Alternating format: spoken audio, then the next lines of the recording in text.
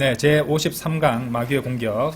오늘은 건강 문제, 목사의 문제, 용서하지 않음, 이 세 가지 포인트로 공부하도록 하겠습니다.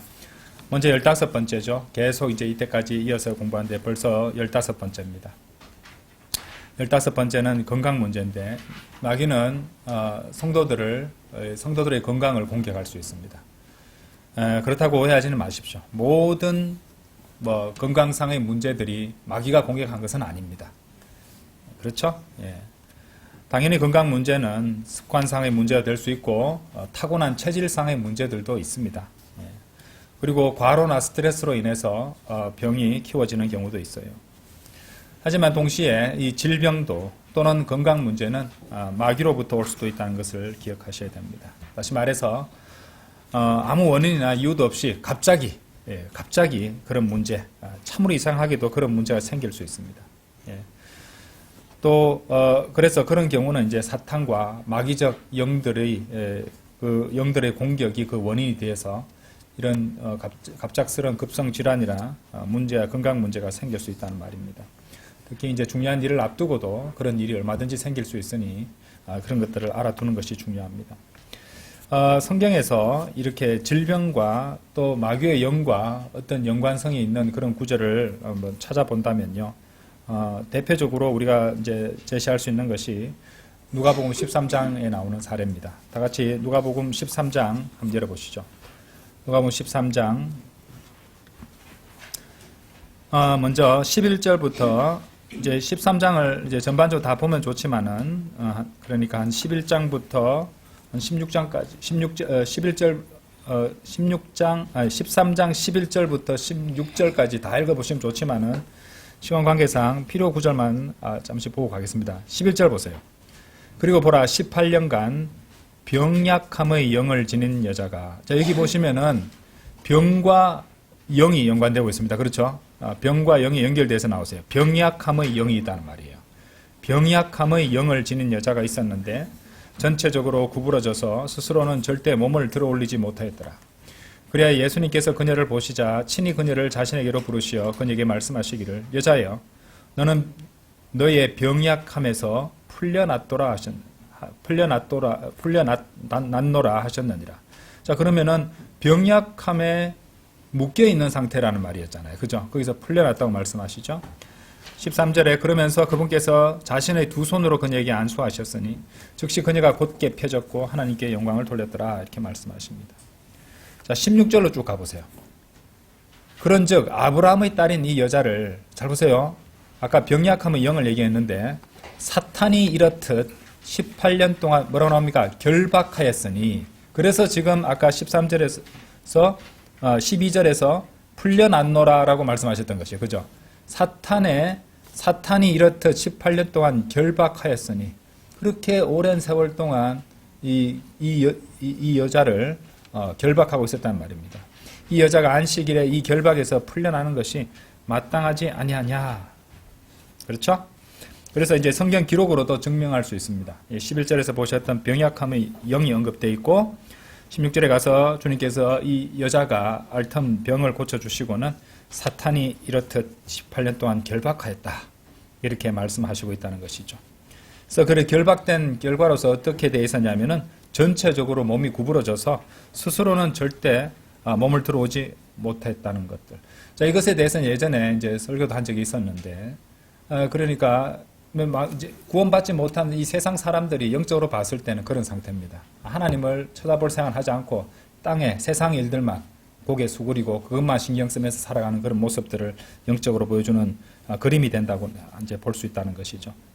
자, 그런데 이제 여기서 이제 제가 주목하는 것은 병약함의 영이라는 것이고, 결박시킬 수 있어요. 그 영에 의해서 사탄이 그 병약함의 영으로 결박하는 그런 상태가 있을 수 있다는 말입니다. 그래서 그녀를 꽁꽁 묶어놓고 있었다는 말이죠. 그죠?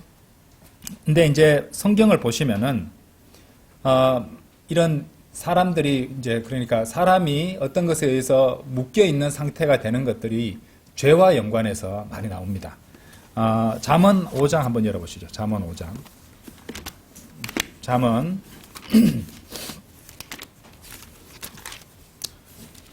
5장 22절. 사악한 자는 자신의 죄악들이 그 자신을 붙들 것이요 그는 자신의 죄들의 끈들로 붙잡히리라. 여기도 붙들리고 붙잡히는 상황이 나오고 있습니다.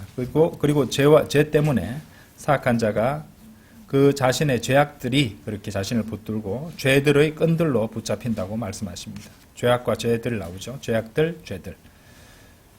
자, 그래서 이렇게 이제 병과 연관해서 이제 결박되어 있는 상태를 말씀하셨는데, 이제 결박되고 붙들리고 붙잡히고 하는 것들은 또 성경에서 죄와 죄악에 대해서 말씀하실 때도 사용한다. 그러니까 그런 것들을 한번 연관지어 생각해 볼 필요도 있습니다. 그래서 이런 것들을 우리 그리스도인들도 이제 하나님의 제대로 살지 않아서 징계를 받아서 병에 걸릴 수 있거든요. 예, 그렇게 징계로서 받는 병 같은 것도 분명 이런 것과 연관되어 있는 것도 하나님께서 허용하신 뜻 가운데서 허락하셔서 그렇게 되는 경우도 있음을 우리는 생각할 수 있다는 말입니다. 자, 근데 이제 한편 약간 주제에서 벗어나지만은요, 사람을 이렇게 붙들어서 정말로 풀려나기 힘들게 만드는 세 가지가 있습니다. 이것을 기억해 둘 필요가 있어요. 참으로 벗어날 수 없는, 벗어나기가 정말 힘든 세 가지가 있습니다. 그중 첫 번째가 술입니다. 술. 술에 임박해버리면은 벗어나기가 여간 어려운 일이 아닙니다. 물론 이전에 구원받기 전에 그렇게 술을 마시다가 완전히 술로부터 벗어난 해방되는 그런 경우도 있습니다만은, 여간에서 특히 우리나라 사람들은 모든 것들이 술로 귀결되는 게 너무도 많습니다. 그리고 알코올 중독자들이 넘쳐납니다. 일주일에 두세 번 정도 마셔야 된다고 하는 사람은 본인이 알코올 중독자인 걸 모릅니다. 외국에서는 그 정도면 아주 심한 알코올 중독자거든요. 술이 떠오르는 사람도 있거든요. 근데 그렇게 되면은, 그러니까 그런 문화, 그런 어떤 이렇게 미디어라고 하나요? 이렇게 어떤 장면이나 이런 것들이 갈등 상황 다음에는 술 마시는 장면으로 넘어가고, 또 무슨 좋은 일 생겨도 그 다음에 술 마시는 대목으로 넘어가고, 그러니까 사람들한테 계속 그렇게 주입을 하는 겁니다. 계속 또 오르게 만들고, 그래서 또 많은 돈을 벌게 되고, 또 그것을 통해서 세금도 많이 걷어지는 것이니, 그죠? 나라도 이제 그렇게 안 좋은 걸 갖다가 금지할 수 없죠. 요즘 그거 금지하면 난리 나겠죠, 그죠? 이전에는 이제 미국 같은 경우에는 금주법 같은 것들이 있던 때도 있었습니다만은, 요즘은 그렇지 않습니다. 그래서 이제 그리스도인이라고 스스로 고백하는 사람들, 교회 다닌다고 이제 말하는 이 신자들도 술 먹는 분들이 너무도 많더라고요. 그래서 성경에는 술을 갖다가 취하지 말라 했지 마시지 말라는 말은 없어, 이러면서 이렇게 얘기하는 사람도 만난 적이 있는데 그렇지 않죠. 쳐다보지도 말라고 하셨고, 또 술을 한 잔 마시면 한 잔만큼 취하는 겁니다. 그렇죠. 그러니까 이런 것들에 대해서 너무 관대한 문제가 있다는 것이죠. 그래서 학생들도 이런데 많이 빠지게 됩니다. 두 번째는요, 마약입니다. 그러니까 술이 마약만큼이나 그렇다는 거예요. 마약은 알죠? 마약은 우리는 경험해 볼 수는 없습니다만은, 이제 전문가들이 나와서 얘기하는 거나 들어보면은, 마약은 한번 하는 순간 중독이 되어버린다고 하잖아요. 호기심으로도 절대로 해서는 안 되는 것이 된다는 것이죠. 그리고 나머지 한 가지는 음란물이라는 것이죠. 음란물. 그렇죠? 그래서 우리 청소년들을 이렇게 노리는 대표적인 것들이 이 끈적끈적한 촉수로 사람을 갖다가 휘어잡아서 벗어날 수 없게 만드는 이것들 주의해야 됩니다. 우리 그리스도인들 부모들도 우리 자녀들을 하여금 이것이 얼마나 위험한 것인지 얘기해 줘야 됩니다. 그렇죠? 그 외에 이제 사람을 붙들 수 있는 끈 같은 것들은 담배고요. 그리고 돈이고요. 그 다음에 권력입니다. 권력 맛을 보면 거기 벗어날 수 없어요. 거의 마약과 같습니다. 그래서 여러분들이 보면은 더 이상 사람들이 뽑아주지도 않고 하는데 길을 쓰고 계속 나오는 분들이 있잖아요. 그죠? 이게 끊을 수가 없는 것이에요. 그 권력의 맛을. 그렇죠? 그리고 이제 세속적인 음악들, 락 뮤직들. 이것도 중독성 있는 음악이죠. 다 중독시키는 것들이잖아요. 그렇죠? 그러니까 마귀가 이용하는 주요 도구들이라는 것을 알고 있어야 됩니다. 그리고 이런 것들에도 너무 묶여 있고 빠지다 보면은 당연히 뭐가 또 오겠습니까? 병이 오는 겁니다. 병이 올 수밖에 없습니다. 그렇죠? 저는 이제 젊은 건강을 갖다가 과신하면서 마음껏 젊음을 발산하면서 이런저런 죄들을 짓는 이제 청년들한테는 제가 한 번씩 얘기를 합니다. 너 지금 이렇게 많은 걸 가졌다고 몸을 함부로 쓰지 마라. 나중에 청구서가 날아든다. 당장 20년만 지나도 네가 젊을 때 그렇게 마음대로 써버렸던 너의 젊음들에 대해서 청구서가 하나 둘씩 날아오게 될 거다. 그때는 후회해도 이미 늦어버렸다. 예. 그러면은 잘 모르죠, 뭐. 그죠? 괜찮다고 뭐 이러는데. 안타깝죠? 자, 뭐 이제 다시 원래 주제로 넘어와서, 욥의 경우에서도, 우리 욥을 예를 많이 드는데, 욥은 참으로 그러니까 대단한 이 마귀의 공격을 받고 있었던 것입니다. 그렇죠? 예, 우리가 앞에서 언급했을 때 욥의 예를 많이 들고 있잖아요. 욥도 질병으로 공격을 받았습니다. 사탄은 하나님의 허락을 받아서 욥을 뭘로 쳤던가요? 피부병이었죠. 심한 종기라고 하는데. 자, 욥기 2장 2절 한번 보시죠. 욥기 2장 2절. 다 읽을 수는 없고요. 4절부터 볼게요. 4절부터 7절까지 보겠습니다. 이에 사탄이 주께 대답하여 이같이 말씀드렸더라. 피부에는 피부의 오니 진정 사람은 자신의 생명을 위하여 자신이 가진 모든 것을 줄 것이니이다. 그러나 이제 당신의 손을 내밀어 그의 뼈와 그의 살에 손을 대소서. 그리하시면 그가 당신의 얼굴에 대고 당신을 저주할 것이니이다. 그러자 주께서 사탄에게 말씀하시기를 보라 그가 너의 손안에 있느니라. 그러나 그의 생명은 남겨둘지니라 하셨느니라. 그렇게 하여 사탄이 주의 면전에서 물러나 밖으로 나갔고 그의 발바닥부터 그의 정수리까지 심한 종기들로 욥을 쳤더라. 끔찍하죠? 온몸에 종기가 나게 했던 것입니다. 얼마나 고통스럽겠습니까? 자, 여기도 보시면은 이제 사탄이 하나님의 허락을 받아서 그렇게 공격하는 예가 되었어요. 사탄이 욥을 친 이유와 목적. 저번 시간에도 제가 설명을 드렸습니다. 여기서 지금 사탄이 욥을 이제 거기 심한 종기로 친 목적이 뭡니까? 자기 말을 증명하기 위해서 하나님을 욥으로 하여금 고통을 줘서 하나님을 원망하고 하나님을 저주하고 이렇게 하게 만드는 게 목적이었어요. 그죠? 예, 하지만 하나님께서 사탄에게 그런 것을 허락하신 것은 또 목적이 다른 목적이었습니다. 그렇죠? 예, 일단 욥의 경우에는 자신 안에 은밀히 감춰놓았던 그 어떤 자기 의를 갖다가 그 문제를 갖다가 드러내고 해결하시려는 목적이었고, 동시에 이제 하나님께 도전하는 사탄의 정체를 갖다 완전히 드러내기 위해서 욥을 미끼로 사용하신 그런 부분도 있었습니다. 그러니까 하나님께서 모든 것을 주관하시는 분답게 이 모든 것들을 이제 주관하시며 이끌어가고 계셨던 것이죠. 어쨌든 분명한 사실은 욥의 입장에서 봤을 때 욥은 심한 피부병을 앓게 되었고 그것은 사탄의 공격에 의한 것이었다. 이것을 우리는 알 수 있다는 것이죠. 자, 그래서 우리는 이 바이블 빌리버들은요, 일단은 우리 영적인 건강 제일 중요합니다. 그렇죠? 영적인 건강뿐만 아니라 이 육체의 건강 또한 할 수 있으면 잘 관리해야 됩니다. 우리가 먹는 것 가려서 드셔야 되고요. 또 휴식도 필요할 때 취하셔야 됩니다. 너무 과로하시면 안 돼요. 그 본인 성격에는 막 이거 다 해놔야지 되는 완벽주의자들은 몸을 혹사시키는 경우가 많은데, 그럼 나중에 더 중요한 일을 못하게 될 수 있으니, 이제 너무 과로해서도 안 되고요. 운동도 해야 됩니다.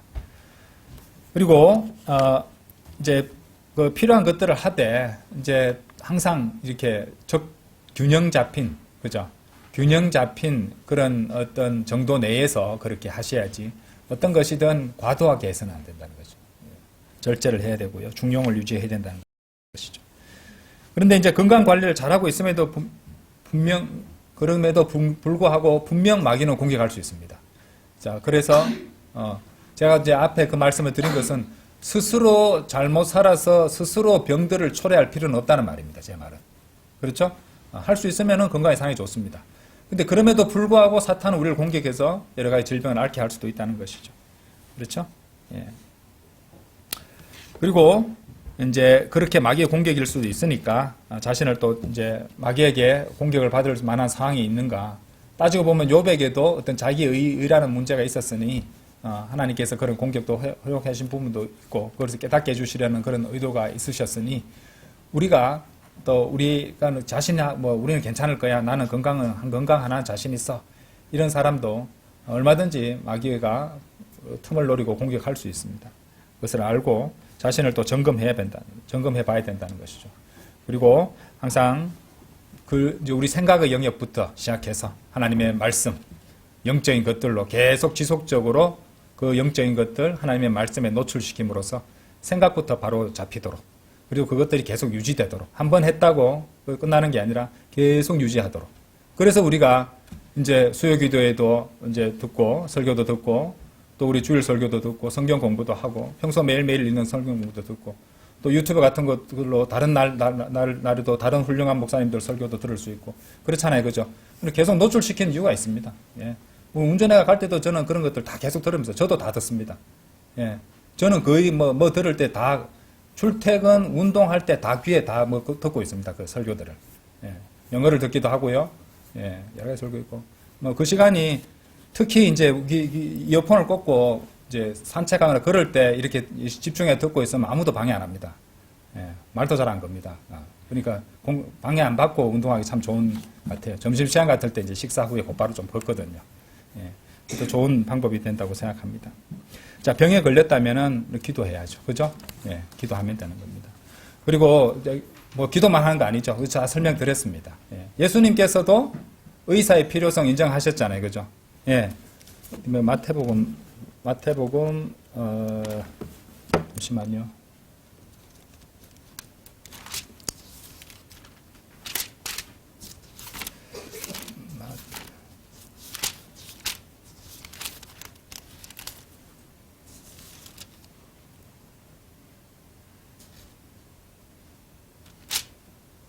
제가 지금 구절이 한 번에 빨리 못 찾겠는데, 어쨌든 예수님께서, 이제, 그 건강한 사람에게는 뭐 의사가 필요 없지만은, 그렇죠? 또 병에 걸린 사람은 의사가 필요하다. 인자가 이제 의인을 부르러 온 것이 아니라 죄인을 부르러 왔다. 그 말씀하시는 문맥에서 그런 말씀을 하십니다. 그 다음에 야고보서 5장도 한번 열어보십시오.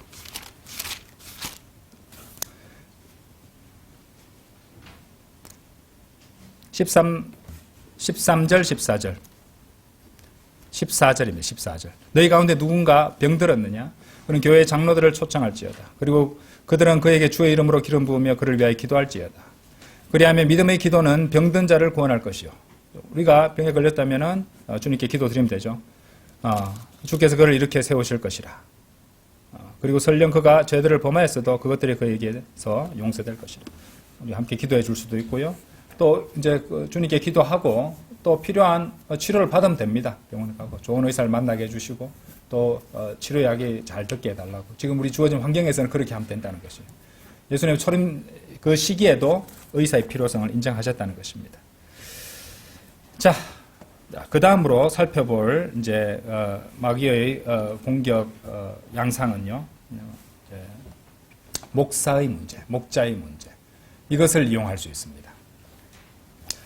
그래서 단적으로 말씀드려서 그래서 우리 성도들은 목자를 위해서 기도해야 됩니다. 지역교회 목사를 위해서 기도해야 됩니다. 사역자들을 위해서도 기도해야 된다는 것이죠. 성도들도 기도가 필요하죠. 지역교회를 위해서도 기도해야 된다는 건 당연한 얘기입니다. 근데 목자를 한번 생각해 보십시오. 목자나 선포자는 이제 교회를 이끌어가는 리더들입니다. 그렇죠? 예, 그렇기 때문에 마귀의 제1 공격 목표가 됩니다. 공격 대상이 된다는 것이죠. 마귀도 경제적으로 공격하거든요. 한번 생각해 보세요. 지역교회에서 성도 한 명이 교회를 나가는 상황에 보십시다. 물론 굉장히 낙심도 되고 슬프고 하는 그런 일들이 되겠죠. 그죠? 예. 여파는 실로 크다고 할 수 있을 것입니다. 그런데 목사가 교회를 떠나게 되고 실족하게 되는 경우를 생각해 보십시오. 예. 그 경우는 훨씬 더 큰 문제가 될 것입니다. 그죠? 예.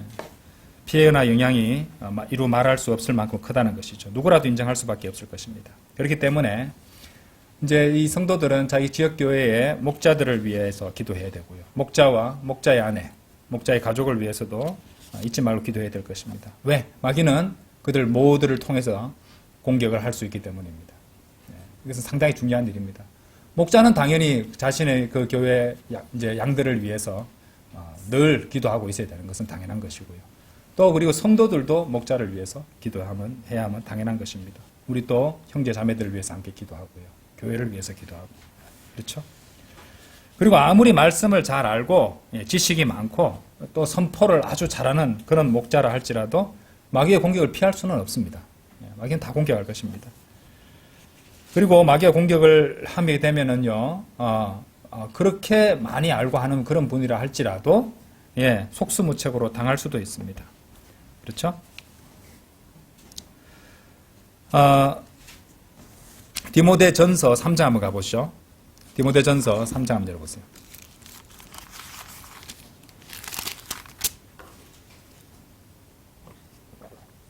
3장 1절 보세요. 만일 어떤 남자가 감독직을 사모한다면 그가 선한 일을 사모한다고 한 이 말은 참되니라. 감독, 그 다음에 목사, 그 다음에 장로, 다 같은 목양자 직분입니다. 따로따로 있는 것이 아니고요. 감독, 목사, 장로는 다 목양자입니다. 근데 6절 보세요. 지금 이 문맥은 지금 목양자에 대해서 말하고 있죠. 6절 잘 보세요. 초신자도 아니 되나니 그가 교만으로 높아져서 마귀의 정죄 속에 빠지지 않게 하려 함이라. 이거 눈여겨 한번 보십시오. 여기 마귀 공격이 있잖아요. 그렇죠? 목사의 이야기인데 6절에서는 이제 교만으로 높아져서 마귀의 정죄 속에 빠지지 않게 하려 함이라. 이렇게 말씀하십니다. 그래서 여기 이제 마귀가 이 목사를 공격하는 공격할 수 있는 빌미나 틈이 드러나고 있어요. 그게 뭡니까? 마귀가 이용하는 상태, 바로 교만으로 인해서 높아진 상태입니다. 이 성경에 밝히 딱 기록해 두셨어요. 그러니까 이제 사역자든 목사든 이것을 눈여겨봐야 돼요. 내가 교만해지는 순간 마귀는 반드시 이걸 가지고 나를 공격하겠구나. 그래서 교만해진 사람이 공격당해서 실족하는 거 우리가 본 적 있죠? 우리는 이미 많이 봤습니다. 그죠? 그러니까 목사님들 뿐만 아니라 우리 모두가 다 해당하는 겁니다. 사실 이것은. 그렇죠? 그리고 목사들, 설교자들의 또 성경교사들의 대표적 문제가 될 수 있는 게 교만입니다. 가르치는 입장이 돼서 자신이 좀 더 단상도 우리 성도님들이 앉아 계신 것보다 좀 더 높은 곳에 서 있잖아요. 그죠? 잘 보이라고 그렇게 하는 것도 있지만은 왠지 물리적으로 좀 높아져 있잖아요. 지금 위치가. 그렇죠? 원한 건 아닌데 이렇게 만들었습니다. 그죠? 성도들한테 잘 보여야 되니까. 그런데 따지고 보면은 얼마든지 그렇게 가르치는 입장에서 교만해질 수 있는, 어느 순간에 보면은 자신이 뭐라도 된 것이냐 그렇게 착각하게 될 수 있다는 것입니다. 물론 제가 지금 이 말씀 드리는 것은 어떤 특정 사람을 염두에 두고 드리는 말씀이 아니고 좀 성경 기록을 설명드리는 겁니다. 그래서 일반 성도들, 바이블 빌리버 선포자들을 포함해서 모든 설교자, 선포자, 목자, 사역자의 심각한 문제가 될 수 있는 것이 바로 뭐다? 교만입니다. 교만. 우리는 명심해야 된다는 것이죠. 그래서 우리는 그것을 아주 지속적으로 살펴보고 주의해야 됩니다. 아시겠죠? 어느 순간에도, 왜냐하면은 우리 몸은요, 우리라는 이 타락한 본성은요, 가만히 내두면은 교만으로 올라가게 되어 있습니다. 조금이라도 상황이 좀 좋아지면 전부 다 자기가 잘해서 다 그랬다고 생각하고, 잘된 건 다 내 탓, 안 되면 환경 탓, 남 탓, 그렇죠? 하나님 탓, 그런 식으로 하는 그런 아주 타락한 성품을 지니고 있기 때문에 여간 신경 써야 되는 게 아닙니다. 그렇죠? 특히 교만은 가르쳐 주지 않아도 그렇게 잘하는지 몰라요. 그렇죠? 우리 몸이 그렇게 이제 타락한 본성으로 되어 있기 때문에 그렇습니다. 자, 그런데 마귀가 그렇게 목자를 공격하는 두 번째 양상이 있어요. 7절로 한번 내려가 보세요. 7절. 3장 7절. 잘 보세요. 이뿐만 아니라 그는 외부인들에게도 좋은 평판을 받아야 하느니라. 이는 그가 비방과 그다음 뭐가 났어요? 마귀의 올무에 빠지지 않게 하려 함이라. 마귀의 정죄를 살펴봤습니다. 마귀의 정죄는 어떤 상태에서 마귀가 쓰는 것이었어요? 마귀의 정죄는 교만이었죠. 교만. 자, 그 다음에 나오는 게 마귀의 올무입니다. 마귀의 올무. 그렇죠? 자, 그래서 말씀을 맡은 사역자는 반드시 여기 나오잖아요. 외부인들에게도라는 무슨 말이에요? 내부자들은 물론 말이죠, 그렇죠? 예. 외부인들에게도 교회에서만 잘하는 게 아니고, 그렇죠? 예. 외부인들에게도 뭐라고 했어요? 좋은 평판을 받아야 하느니라. 좋은 감정을 유지하고 있어야 됩니다. 만일 그러지 않다면은 마귀의 올무에 빠지게 될 수 있다는 것이죠. 그렇죠? 다시 6절 7절을 보세요. 초신자도 아니 되나니 그가 교만으로 높아져서 마귀의 정죄 속에 빠지지 않게 하려 함이라. 이뿐만 아니라 그는 외부인들에게도 좋은 평판을 받아야 하느니라. 이는 그가 비방과 마귀의 올무에 빠지지 않게 하려 함이라. 자, 그래서 정리하자면 두 가지 경고가 나왔죠. 6절의 마귀의 정죄, 7절의 마귀의 올무입니다. 그렇죠? 자, 다른 성도들도 마찬가지로 말씀드렸어요. 근데 특히 목사가 빠질 수 있는 두 가지 문제는 마귀의 정죄와 마귀의 올무다. 기억하셔야 됩니다. 목사가 빠질 수 있는 두 가지 문제, 마귀의 정죄, 마귀의 올무. 마귀의 정죄는요, 우리가 이제 거기 태초에 관해서 공부하실 때 자세히 봤습니다. 이사야서 14장에 있었죠. 14장 10절에서 17절에 나오는 루시퍼의 반역에서 잘 드러나고 있습니다. 그렇죠? 이미 배웠듯이 루시퍼의 시기심, 교만함으로 루시퍼는 정죄에 빠지게 됐습니다. 그렇죠? 그래서 마귀의 정죄인 것이에요. 마귀의 정죄. 그러니까 교만으로 하나님께 반역했다가 그렇게 정죄에 빠지게 되었다는 말이죠. 그런데 이 마귀는 그렇게 심판을 받고 나서도 변한 게 없었어요. 왜냐하면은 창세기 3장 가보세요. 창세기 3장. 마귀가 이브에게 하는 제안을 한번 잘 보자 이 말입니다. 3장 5절.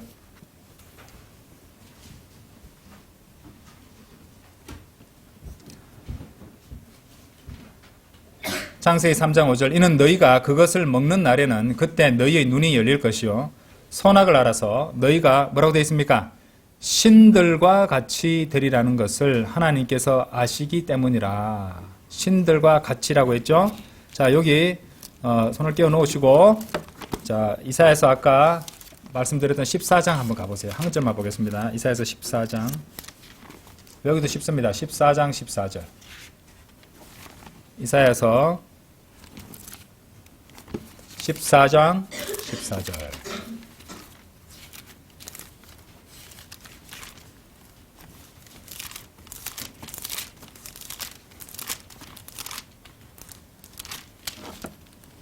내가 구름들의 높은 곳들 위로 올라가겠노라. 내가 지극히 높으신 분처럼 되겠노라. 이 공통점 발견하셨나요?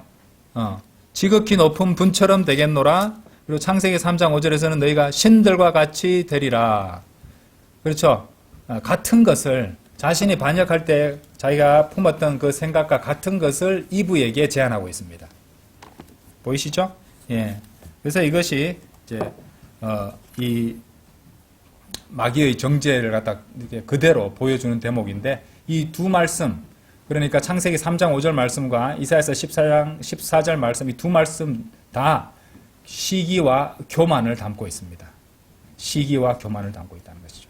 그리고 이것이 마귀가 목사를 공격하는 주요 양상이 될 수 있다는 것이죠. 그래서 이 시기와 교만을 이용해서 목사들을 유혹하고 공격할 수 있습니다. 요즘에는 이전보다 더 큰 위험에 노출되어 있는 시대라고 볼 수 있습니다. 이전에는 유튜브 없었잖아요.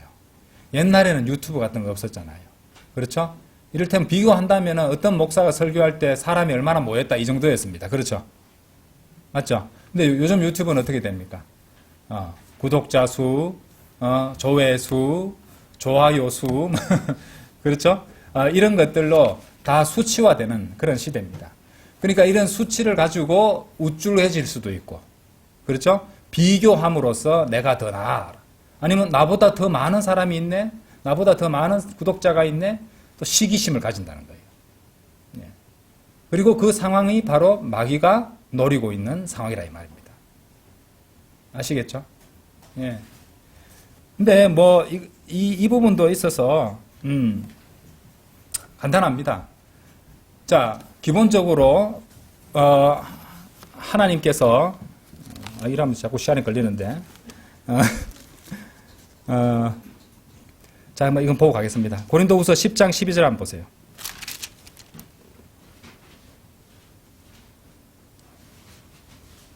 10장 12절. 이는 우리가 자기 자신들을 추천하는 어떤 자들과 감히 우리를 같은 구성원이 되게 하거나, 그렇죠? 그런 수를 신경 쓰는 자들을 갖다가, 그렇죠? 자신들을 추천하는 어떤 자들과 감히 우리를 같은 구성원이 되게 하거나. 근데 저 10장 12절을 볼 때 어떤 생각이 자꾸 드냐면요, 좋아요 수가 자꾸 오른단 말이에요. 예, 그렇죠? 그런데 한번 보세요. 놀랍게도 10장 12절에 한번 보세요. 영어 킹제임 성경 보세요. Make ourselves of the, 뭐라고 되어 있어요? The number라고 되어 있죠. number. 그렇게 하는 자들의 수에 들어간다는 뜻에서 이제 같은 구성원이라고 표준 킹제임 성경에 번역이 되어 있는 것인데요. 수가 많이 이제 요즘에는 많이 이제 중시되는 그런 시대인데, 여기 넘버라고 되어 있습니다. 저한테 상당히 오묘하게 보이는 이 표현이에요. 어쨌든 그들과 우리를 비교하지 아니하기 때문이라. 그런데 요즘 사람들은 유튜브 가지고 설교나 찾아보면 구독자부터 보죠, 예, 조회수부터 보죠, 비교하시는 것이에요. 예, 그렇죠? 또 실제로 이것을 올리는 사람들이 그것을 보고 또 비교하고 시기하고, 나 좀 나 우리 구독자 많다, 우리 교만해지고, 이런 것들을 마귀가 이용할 수 있다는 것입니다. 그런데 나옵니다. 그들은 자기들끼리 재고 자기들끼리 비교하고 있으니 지혜롭지 아니하도다. 오늘날에도 적용할 수 있는 말씀입니다. 또 있어요. 10장 17절 한번 보세요. 17절 18절. 그러나 자랑하는 자 그는 주를 자랑할지어다. 이는 스스로 추천하는 자가 인정받는 것이 아니라 오직 주께서 추천하시는 자가 인정받기 때문이라. 아시겠어요? 우리가 주님께서 우리를 통해서 이루신 것들에 대해서 간증함으로써 주님을 높여드리는 것은 좋습니다. 근데 본인 자랑을 해서 됩니까? 아니죠. 안 되죠. 그죠? 예, 당장에 누가 칭찬해 주지 않는다 할지라도 묵묵히 주님의 일을 하는 겁니다. 그래서 추천할 정도가 되면 하나님께서 사람들을 보내셔서 추천하게 해주실 것이에요. 그거 믿어야죠. 그리고 설령 세상 사람들이 다 인정해 주지 않아도 하나님 한 분만 인정해 주시면 되는 거 아닙니까? 저는 그렇게 생각합니다. 그래서 이런 것들을 한번 기억해 보시라는 겁니다. 그래서 목사들은 뭐 이렇게 설교 가지고 뭐 누가 얼마나 듣고 누가 좋고 막 이런 거 가지고 너무 붕 뜨거나 또 별로 반응이 없다고 또 풀이 죽거나, 그죠? 낙심, 지난 시간에 제가 말씀드렸죠. 그것도 마귀가 이용하는 거라고요. 네, 그럴 필요 없습니다. 하나님을 보면서. 정치인들은 국민만 보고 간다 그러잖아요. 그죠? 국민도 안 보면서. 네, 우리는 하나님만 보면서 살아가는 겁니다. 그렇죠? 자, 하여튼 그런 부분들을 한번 생각해 보세요. 다음으로 목사가 주의해야 될 것은요, 이 마귀의 올무입니다. 마귀의 올무. 쉽게 말해서 마귀는요, 좋은 간증을 유지하지 못하는 목사를 이 비방과 마귀의 올무에 가두어 버릴 수 있습니다. 걸리게 할 수 있어요. 그렇죠? 로마서 11장 9절에는 그리고 다윗이 같이 말하느니라. 그들의 식탁이 그들에게 올무와 함께 올무와 함정과 걸려 넘어지게 하는 장애물과 대가품이 되게 하소서. 이제 바울은요, 이 로마서 11장 9절에서 이스라엘의 불신과 이스라엘의 완악함으로 인해 올무에 걸리게 되는 것을 언급하고 있는데, 우리가 여기서 이 올무와 연관해서 생각해 볼 얻을 어떤 진리가 있다는 것이죠. 그러니까 목사가 교만함과 앞에 말했던 교만함과 완고함이 문제가 되어서 말씀에 순종하지 않게 될 수 있다는 말입니다. 자신이 말씀 위에서 적당히 주무르고 앉을 수 있게 된다 이 말입니다. 자신을 말씀 앞에 드러내놓지 않고 말이죠. 그렇죠? 그렇게 되면은 여러 가지 문제들이 생기게 됩니다. 자신의 간증을 상실할 수 있게 되고 죄를 짓게 되고, 그렇게 되면은 마귀는 그 사람을 올무에 걸려들게 할 수 있다는 것이죠. 그래서 목사들이 대표적으로 문제되는 것들이 뭐냐면 첫 번째 돈입니다. 돈 문제를 때문에 그래서 아주 철저하게 조심하고 그렇게 주의하는 이유가 있습니다. 목사님들이, 바이블 빌려 사역자들은 특히 그것을 조심하려고 합니다. 왜냐하면은 이제 성도 수가 늘어나고 헌금수가 좀 생기게 되면은 이제 그것에 대해서 마귀가 얼마든지 사람들을 움직여서 사람들을 실족시키게 하고 문제가 되게 이제 오해를 만들어낼 수 있게 하거든요. 그래서 이 돈 문제고요. 두 번째가 여자와 관련된 문제. 목사가 여자와 관련된 문제, 이런 것들이 생겨날 수 있다는 것을 생각하셔야 됩니다. 그렇죠? 그래서 정신을 차리고 깨어있지 않으면 걸립니다. 걸릴 수 있다는 것이죠. 그렇죠? 자, 아까도 말씀드렸지만 비단 이것은 목사만의 문제가 아니라 우리 모두의 문제가 될 수 있습니다, 여러분들. 그래서 서로를 위해서 또 우리가 서로를 제일 먼저 자기 자신을 잘 살피고 점검하고 돌아보고 이제 그런 데 빠지지 않도록 하는 것이 제일 중요한 것이고요. 자신도 교만해지지 않도록 자신의 좋은 감정을 유지할 수 있도록 그렇게 해야 되는 게 중요한 거 기본이고요. 그다음에 서로를 위해서 기도해 줘야 되죠. 그죠? 또 목사를 위해서, 목자의 가족을 위해서 기도하는 일이 참으로 중요하다는 것이죠. 정말로 중요합니다. 공격은 반드시 있을 것이기 때문에 정말로 중요합니다. 그래서 선택이 아니라 필수라고 생각하셔야 됩니다.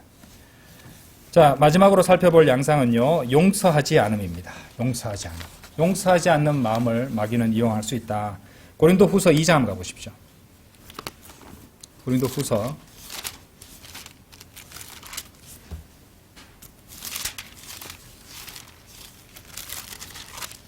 2장 10절 11절.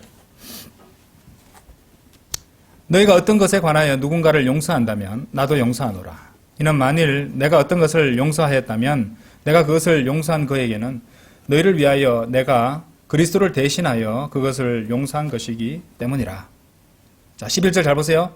이는 사탄이 우리에게서 우위를 차지하지 못하게 하려 함이니 우리가 그의 계책들에 무지하지 않기 때문이라.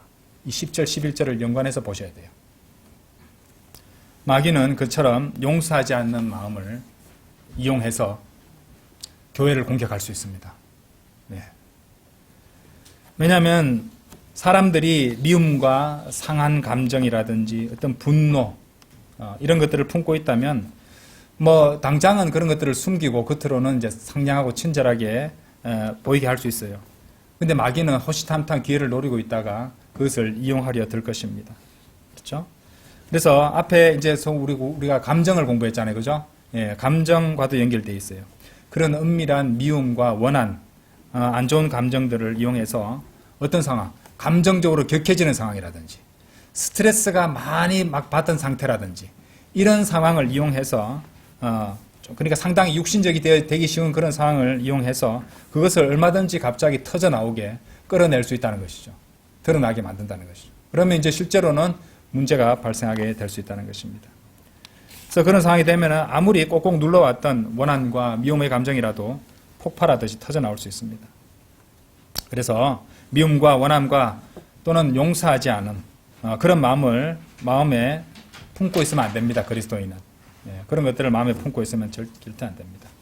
그리고 그런 마음을 품기 전에 오히려 그것을 용서하려고 용서하기 위해서 노력하고 애를 써야 된다는 것이죠.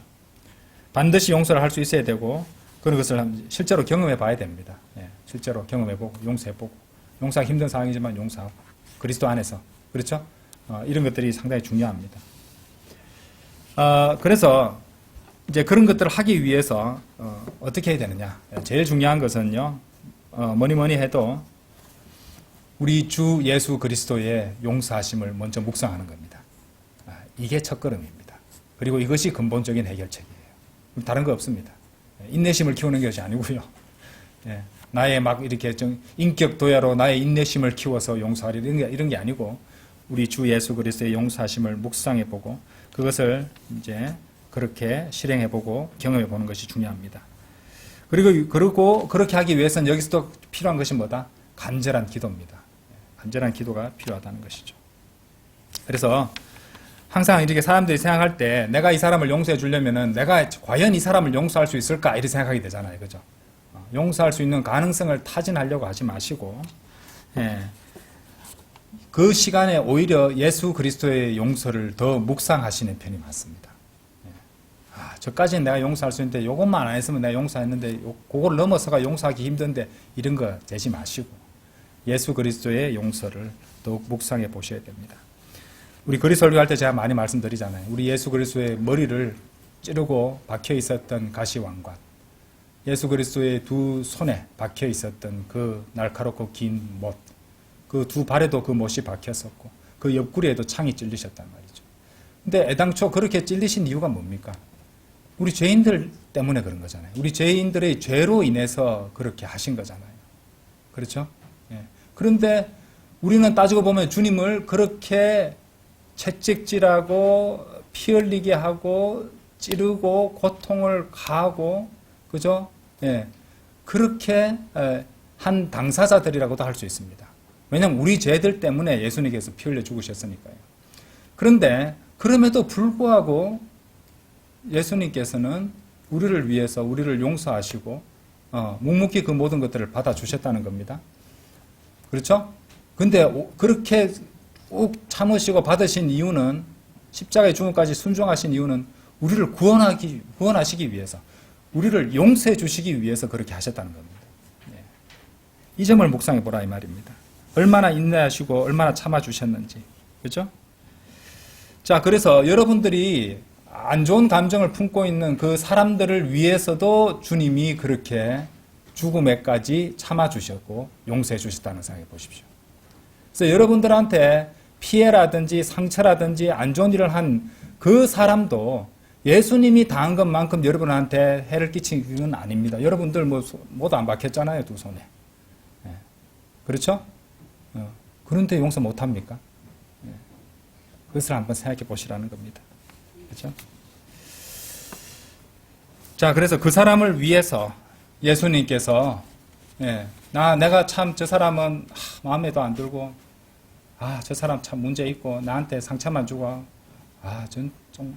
저 성도, 저 형제, 저 자매는 좀 그래 이렇게 생각하고 있는 사람이 있다면은 그 사람을 위해서 예수님께서 그 모든 희생을 치르셨다는 것을 묵상해 보셔야 되는 거예요.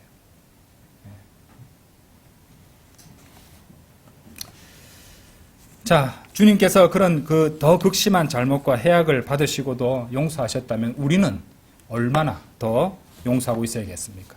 기껏 해봐야 내 기분 나쁘게 해준 것밖에 없는데. 그렇죠? 예. 그럼 한번 생각해 보십시오. 히브리서 12장 3절 한번 열어보세요. 히브리서 12장 3절.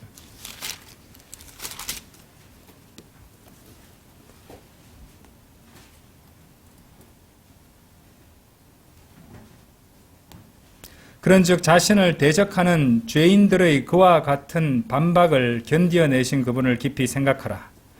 이는 너희로 하여금 너희들의 생각들 속에서 지치고 낙담하지 않도록 하려 함이라. 여러분들 그 히브리서 12장 3절에 우리가 이전에 쓰던 성경에는 죄인들의 그와 같은 제 기억으로는 모순으로 기억하는데 맞습니까? 모순으로 했던 걸로 제가 기억하는데 그 오역입니다.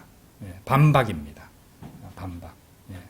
한글 킹제임스 성경에 모순으로 되어 있는 걸로 제가 기억하는데 contradiction 한국 영한사전 찾으면 모순의 뜻도 있습니다. 그런데 여기서는 대적하는 죄인들의 반박이 문맥상도 맞습니다.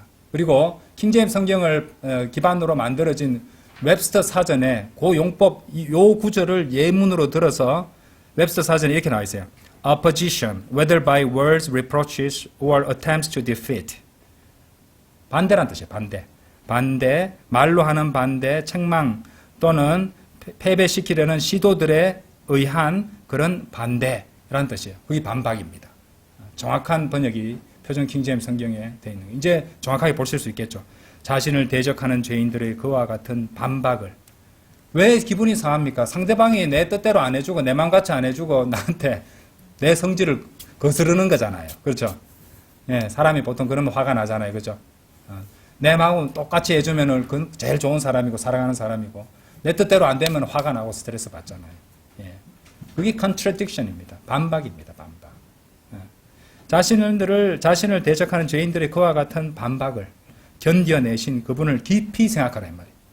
예수님을 깊이 생각하십시오. 그것을 아니 예수님은 하나님이시잖아요. 하나님이 인간의 몸을 입고 오셔서 벌레만도 못한 것들이 내가 인간의 몸을 제가 좀 인간적으로 설명을 드릴게요. 내가 하나님인데 인간의 몸을 입고 와 있는데 벌레만도 못한 것들이 나한테 반박하고 나를 때리고 하는데 내 성질 같은 건 못 참겠습니다.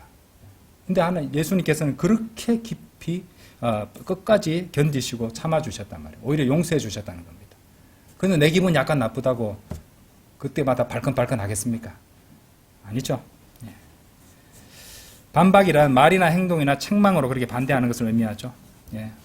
우리도 살면서 우리 말 상처되는 말, 행동, 그렇죠? 은근히 느껴지는 그런 반대, 이런 것들로 기분 상할 때가 있습니다. 그런 사람은 아무래도 은근히 싫어하고 미워하게 돼 있어요. 근데 그걸 품고 있다가는 마귀가 어떻게 한다고요? 이용할 거라 이 말입니다. 예. 내가 통제를 못한 상태에 아주 스트레스 받아 있거나 아주 지쳐 있거나 아주 육신적인 상태가 될 수 있잖아요. 감정적으로 이렇게 불안정한 상태가 될 때. 그때 마귀는 그것이 탁 터져나오게 한다니까요. 아, 내가 왜 그런지 모르겠어. 아니요. 평소 때 계속 품고 있었던 거예요. 숨겨왔을 뿐이지. 자신을 속이지 마세요. 자기 마음속 갖다 잘 뒤져보고 이런 것들을 판단하고 제거해야 됩니다. 우리 주 예수 그리스도를 깊이 묵상하셔야 됩니다. 주님께서는 그 모든 것들, 그런 반박들, 대적들을 견뎌내시고 십자가에서 숨을 거두실 때까지 그렇게 다 이겨내셨고 견디셨습니다. 그 모든 것들을 당하셔야 할 어떤 이유도 없었지만 우리를 위해서, 우리 같은 죄인들을 구원하시기 위해서 그렇게 하셨던 것입니다. 그리고 성경은 그분을 깊이 생각하라고 명령하십니다. 우리를 위해서 그 모든 것들을 견디시고 우리를 용서하신 그분을 깊이 생각해 보라는 말씀이죠. 만일 주님께서 그 모든 반박들을 인내하시고 견디셨다면 비할 바도 되지 않는 형제들의 잘못 정도야. 자매들의 잘못 정도야. 실제로 제가 이 말씀 드린 이유는 본인 입장에서 잘못이라는 거지 실제로는 잘못이 아닙니다. 아닐 가능성이 많을 거예요. 본인은 잘못이라고 생각하지만 내가 내 입장에 내 기분이 나빴으니 그건 잘못이야. 근데 실제로는 잘못이 아닐 수 있다니까요. 맞잖아요. 그 사람은 아무 생각 없이 그렇게 했는데 그거 가지고 오해할 수도 있잖아요. 그러니까 우리는 얼마나 형제 자매들을 더 참고 더 사랑하고 더 용서해 줄 수 있어야겠습니까? 그래서 우리는 이렇게 결론 내릴 수 있습니다. 그 점에 있어서 형제 자매를 용서하지 못하는 사람이 있다. 아, 나 저거 용서가 안 돼. 그러면요 성경 말씀을 어기고 있는 것이에요. 어떻게 어기고 있는 것인가? 그리스도를 깊이 생각하고 있지 않기 때문이다. 그리스도를 깊이 생각하지 않고 있기 때문에 용서가 안 되는 거예요. 예수 그리스도를 깊이 생각하고 있다면은 우리 매일매일 깊이 생각해야 되지 않겠습니까? 그죠? 아무리 용서하기 힘든 상황도 용서할 수 있을 것입니다. 그래서 우리는 매 순간 예수 그리스도를 깊이 생각하도록 그런 습관을 들여야겠습니다. 예, 그러면요 자동적으로 감사가 넘칠 겁니다. 감사 안 넘치겠어요? 네, 주님께서 견디신 것들을 한번 생각해 보십시오. 자, 입으로 형제 자매를 사랑하고 있다고 말하면서도 용서하지 않는 사람이 있다. 그런 위선자가 되는 것이죠. 그렇죠? 그 사람은 결코 형제 자매를 사랑하는 것이 아닙니다. 빌립보서 2장 한번 열어보세요. 빌립보서 2장.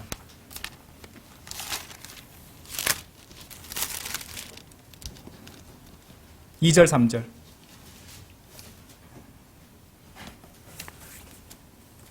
너희가 동일한 사랑을 지닌 채 같은 생각을 갖고 하나로 일치되며 한 생각이 되어 나의 즐거움을 너희가 이루라. 아무것도 분쟁이나 헛된 영광을 통해 이루어지게 하지 말라. 다만 생각을 낮추어 너희 각자는 다른 이들을 자신들보다 더 낮게 여기라 라고 말씀하십니다. 3절 잘 보세요. 만일 여러분이 형제 자매를 진정으로 사랑한다면 여러분들은 그들을 여러분보다 더 낮게 여기고 있을 것입니다. 왜냐하면 나는 내가 얼마나 형편없는 인간이고 내가 얼마나 흉악한 죄인인 걸 누구보다 잘 알 수 있겠지만은 내가 형제 자매들을 알 수가 없잖아요. 그렇죠? 그러면 더 나아질 수밖에 없습니다. 그리고 그런 나 같은 죄인을 갖다가 구원해 주시기 위해서 그 모든 질고와 반박들을 견뎌내신 예수 그리스도를 깊이 생각한다면 형제 자매들을 용서하지 않을 이유가 없다는 말이죠. 설령 내가 기분이 나빠도 말입니다. 그렇죠? 자, 만일 여러분이 형제 자매들 중에 한 사람에게 쓴뿌리를 지니고 있다면 그것은 뭘까요? 여러분이 그 사람보다 더 낫다고 생각하고 있음이 분명합니다. 그러니까 그렇게 하는 거예요. 네가 내한테 잘못했어. 쟤는 문제가 있어. 그러면 상대적으로 내가 더 낫단 말이잖아. 그것은 성경과 반대 방향으로 가는 것이죠. 거기도 뭐가 작용하고 있습니까? 교만이 작용하잖아요. 교만이 작용합니다. 그리고 마귀는 아까 공부하셨죠? 그 교만을 이용해서 마귀의 정죄, 실족하게 할 겁니다. 맞죠? 네, 그런 일이 생길 것입니다. 그러므로 그리스도를 깊이 생각하는 것은 참으로 우리 자신을 지키는 아주 중요한 습관이 되고 있어야 됩니다. 그죠? 우리 생각의 영역에서부터 예수 그리스도를 깊이 생각하십시다. 이것이 참으로 중요하다는 것이죠. 그 모든 반박들을 견뎌내신 주님을 묵상합시다. 그리고 그분의 용서를 깊이 생각해 보자는 겁니다. 그분의 사랑을. 그리고 그분의 뒤를 우리는 따라야 되잖아요. 주님께서 하신 만큼 그대로 그 길을 따라가야 되잖아요. 우리도. 그렇죠? 예. 그러면은 우리 안에 어지간한 미움, 원한, 또 쓴뿌리, 용서하지 않음 이런 것이 있다 할지라도 봄날 눈처럼 녹아서 사라지게 될 것이라고 생각합니다. 그리고 그렇게 하는 것이 우리한테 힘을 줍니다. 그거 아세요? 우리한테 좋은 거예요, 그게. 성질을 내고 확 갚아줘야지 시원하게 해서 스트레스 없이 사는 거 아니야? 그렇지 않아요. 자, 성경, 우리 아까 보셨죠? 히브리서 12장 다시 열어보세요. 12장 3절에 그것의 이제 뭐라고 할까요? 이점에 대해서, 효용에 대해서 잘 기록해 두셨어요. 그런즉 자신을 대적하는 죄인들의 그와 같은 반박을 견디어내신 그분을 깊이 생각하라. 이는 너희로 하여금 너희들의 생각들 속에서 지치고 낙담하지 않도록 하려 함이라. 보세요. 생각이 나왔죠, 생각? 예. 이 생각이 굉장히 중요하다고 말씀드렸죠, 그죠? 근데 생각들 속에서 지치고 낙담하지 않도록 하려 합니다. 이거 우리한테 좋은 거 아닙니까? 그죠? 예. 낙심, 지친 거. 왜냐면은 몸이 아무리 고달퍼도요, 우리 생각이 즐겁고 힘이 나는 상황이면 우리 몸이 버틸 겁니다. 그런데 아무리 몸이 멀쩡해도 생각부터 마음부터 낙심하고 지쳐 있으면요, 아무것도 못해요. 자, 그를 위해서 우리 해야 될 것이 뭐라고요? 우리 주 예수 그리스도를 깊이 생각하는 겁니다. 그 죄인들의 그와 같은 반박을 견뎌내신 그분을 깊이 생각하라는 겁니다. 아시겠죠? 예. 참 요즘에는 세상이 너무도 어지럽습니다. 네. 우리 개인적으로도 여러 가지 힘든 일도 많고 바쁜 일도 많습니다. 또 힘나는 좋은 소식도 별로 없는 것도 같고 그럴 때 좀 느껴질 때 있잖아요. 그죠? 또 실망도 되고 주님 어서 안 오시나 이런 생각을 하게 되고 또 우리나라도 현재 지금 어수선하고 문제도 많은 것 같습니다. 그런데요, 주님께서는 이런 말씀 주셨어요. 자, 우리 고린도전서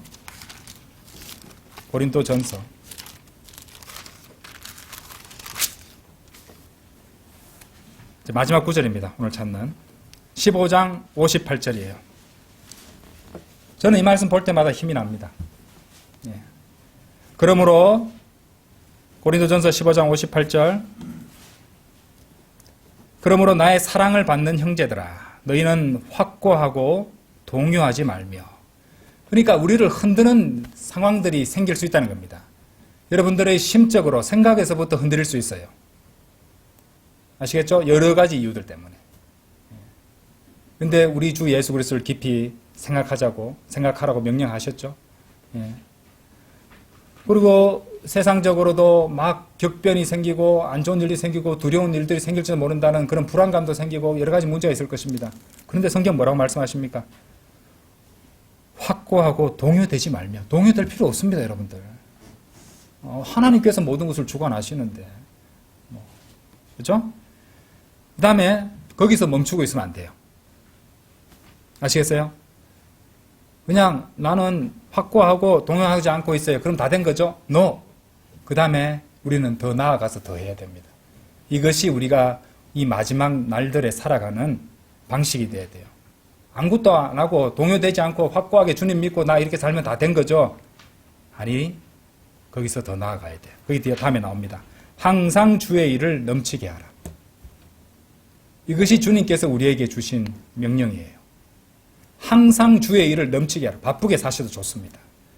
그렇죠. 집안일도 하고 직장에 나가고 직장도 하고 그러면서 주님의 일 해보십시오. 얼마나 바쁜가. 눈코 털 새 없습니다. 잠잘 시간도 잘 없습니다. 그럼에도 항상 주의 일을 넘치게 하라고 그랬어요. 그런데 병날 정도로는 하지 마시고, 예. 병나면 또 다른 일 못 하잖아요. 그러니까 항상 잘 보셔야 돼요. 예. 균형 잡힌 삶을 살아간다는 것은. 중요한 것은 핵심은 그렇습니다. 자, 아무리 마음을 흔들고 또 불안하게 만드는 그런 일들이 생기고 생각이 떠오른다 할지라도 확고하고 동요되지 말고 우리는 나아가 어떻게 해야 된다? 주님의 일을 넘치게 하라. 그 다음 보세요. 우리가 소망을 주십니다. 이는 너희의 수고가 주 안에서 헛되지 아니한 것을 너희가 알기 때문이라. 아는데 왜 흔들려? 잊지 말란 말입니다. 아시겠죠? 예. 그래서 절대 낙심하지 마시고, 예. 또 그 모든 반박들을 이겨내신 우리 주 예수 그리스도를 항상 깊이 생각하시며, 예. 흔들리지 않고 동요되지 않고 주님의 일을 넘치게 하는 우리 모든 성도들이 되기를 간절히 바라곤 합니다. 다 같이 기도드리겠습니다.